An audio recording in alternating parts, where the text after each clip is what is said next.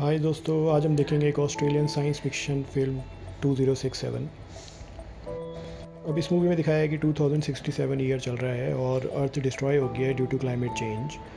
जो सारे पेड़ पौधे हैं वो अब गायब हो गए हैं अर्थ से, और पेड़ पौधों की वजह से उनके पास ऑक्सीजन नहीं है और वो बहुत कमी होती जा रही है ऑक्सीजन की। जो लोग हैं वो आर्टिफिशियल ऑक्सीजन यूज़ करते हैं सर्वाइव करने के लिए। सिर्फ एक सिटी है ऑस्ट्रेलिया में जो बची हुई है, और वो एक कंपनी के कारण बची हुई है। उसका नाम है क्रॉनी कॉर्प। ये एक सिंथेटिक ऑक्सीजन बनाने की कंपनी है, आर्टिफिशियल ऑक्सीजन बनाती है ये। तो एक बीमारी हो जाती है अगर ये आर्टिफिशियल ऑक्सीजन ज़्यादा यूज़ करते हैं।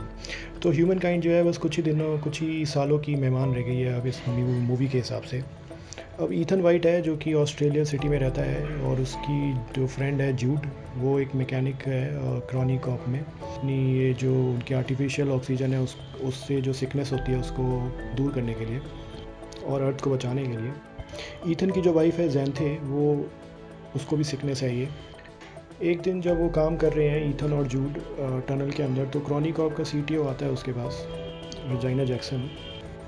उनको बुलाया है ऑफिस में, वो अपने आप को इंट्रोड्यूस कराती है और उनको बोलती है कि ह्यूमैनिटी कुछ ही दिनों की मेहमान है और वो अर्थ बिल्कुल ख़त्म होने वाली है अगर हम कंडीशन चेंज नहीं कर पाएंगे और कुछ कर नहीं पाएंगे।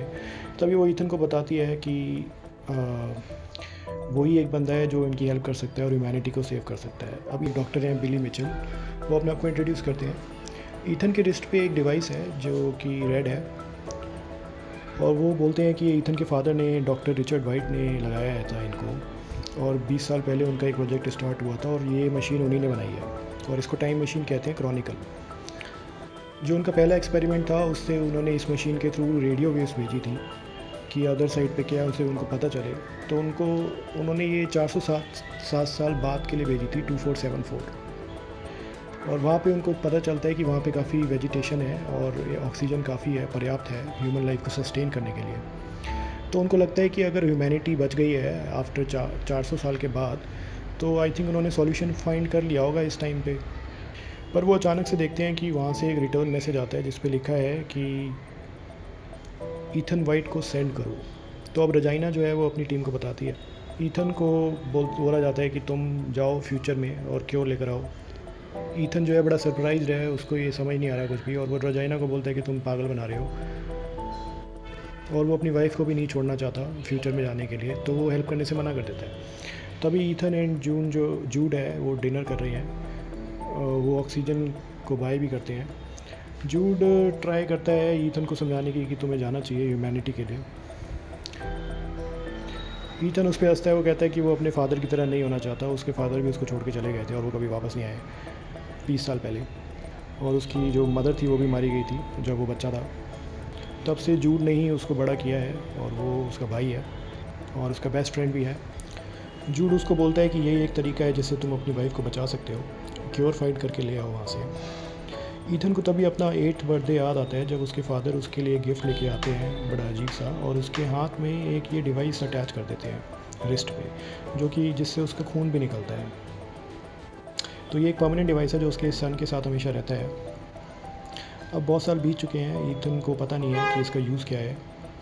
ईथन ये बात जैंते को बताता है कि क्या हुआ था, तो वो भी बोलती है कि हाँ तुम्हें जाना चाहिए वहाँ पे।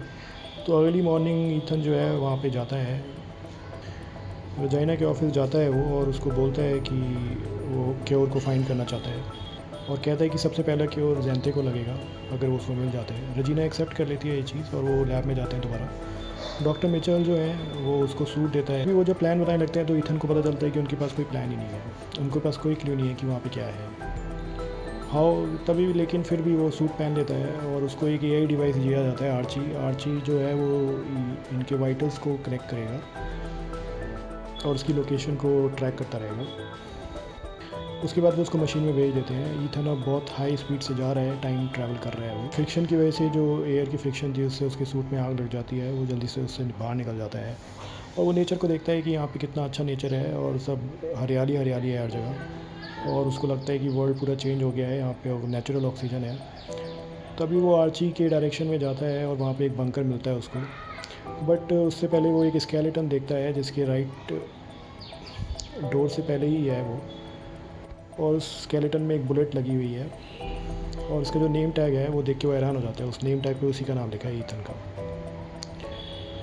अब आर्ची भी है उसके पास, उसकी वो लास्ट रिकॉर्डिंग चेक करता है, उसमें एक जो बंदा है वो कह रहा है कि यही एक तरीका था दुनिया बचाने का, और डिवाइस बंद हो जाता है। अब वो बहुत परेशान है, उसको समझ नहीं आ रहा कि ये हो क्या रहा है। तभी वो देखता है स्केलेटन के जो रिस्ट में वही डिवाइस लगा हुआ है जो ईथन के पास है, बस उसमें सिर्फ एक हरी लाइट जल रही है, इसके में लाल लाइट जल रही है। रात को वो आग लगाता है और अपना वाइल्ड बेरीज खाता है उसमें। ऐसा लगता है कि जो बेरीज थी वो पॉइजनस थी। ईथन को वॉमिट हो रहा है और वो अनकॉन्शियस हो जाता है। ईथन थोड़ी देर बाद उठता है और वो जूड को अपने पास पाता है, तो ऐसा लगता है कि जो ईथन के वाइटल थे उससे उनको इन्फॉर्मेशन मिली कि ये अनकॉन्शियस हो गया है, तो जूड को भेजा गया उसको बचाने के लिए। तभी वो देखते हैं कि ईथन और जूड दोनों जाते हैं और वो स्केलेटन वहीं पड़ा है, तो इसका मतलब कोई फेट चेंज नहीं हुआ उनके आने से। कोई एक डिवाइस है वो ईथन की आई को स्कैन करता है और उसको एक्सेस मिल जाता है वहाँ पे। मॉनिटर उसको वेलकम करता है। आई थिंक ये कोई डीएनए सैंपल का स्कैन है जो उसकी रिस्ट में लिया गया था ब्लड से, और ये डिवाइस भी ग्रीन हो चुका है अब। तो वो ये जो है ये जगह है क्रॉनिकॉप लैब, जहाँ से वो आए हैं अभी 407 साल बाद। टाइम मशीन ही पड़ी है ये इनके पास।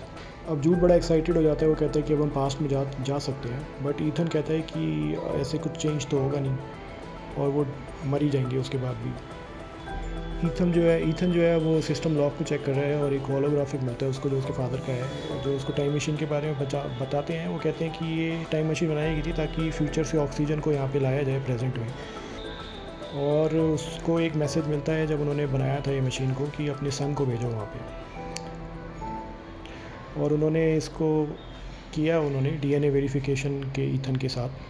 तभी ईथन एंड जूड को पता चलता है कि जो टाइम मशीन की बैटरी है वो ऑलरेडी मतलब डिप्लीट हो गई है, उसमें जान नहीं है, और इसी में एक मेल फंक्शन हो जाता है और इससे न्यूक्लियर पावर का जो है कोर जो है वो अब फटने वाला है और न्यूक्लियर एक्सप्लोजन होने वाला है 4 घंटे में।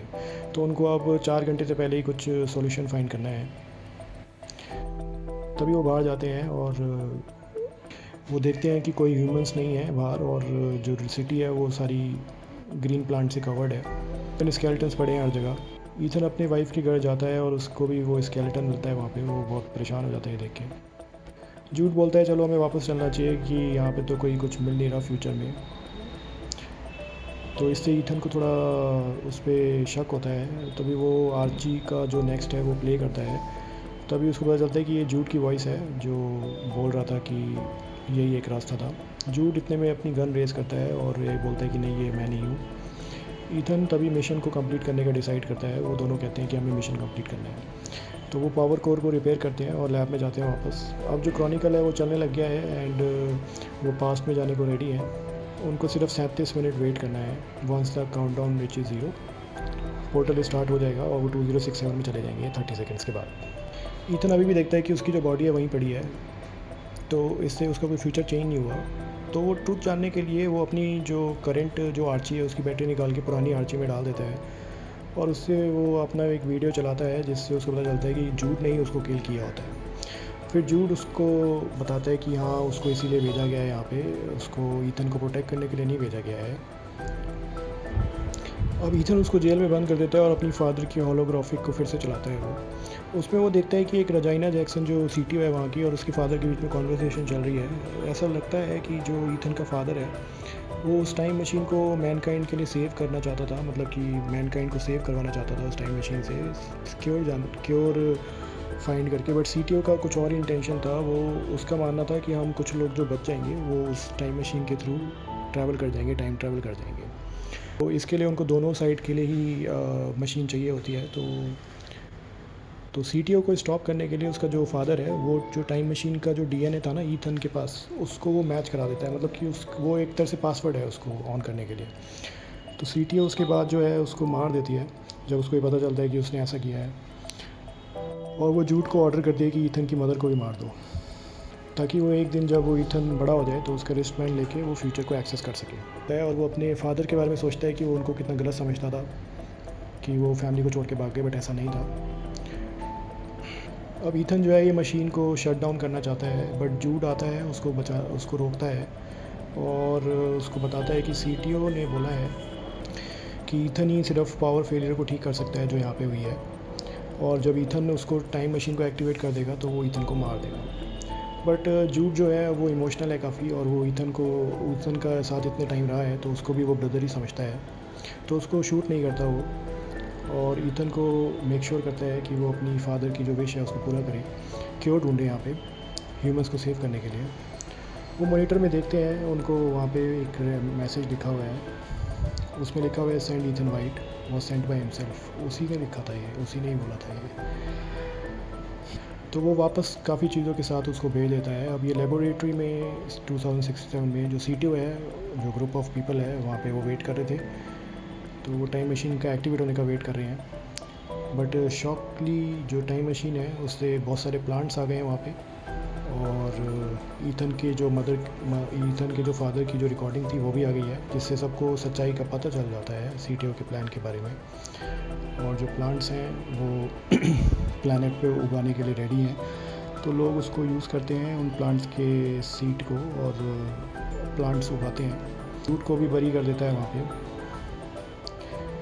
बटरफ्लाई जो है उसका एक अटेंशन वहाँ पे ग्रैब करती है, और उसको सेम एंट्रेंस पे ले जाती है जहाँ पे ईथन नोटिस करता है कि अब उसका जो वहाँ पे स्केलेटन है वो वहाँ पे नहीं पड़ा, और वो बाहर जाके देखता है वर्ल्ड में, तो बहुत ही इको फ्रेंडली सिटी बन चुकी है अब, उसने सबको बचा लिया है ऐसा लगता है, और उसका डिसीजन ठीक था मैनकाइंड को सेव करने का।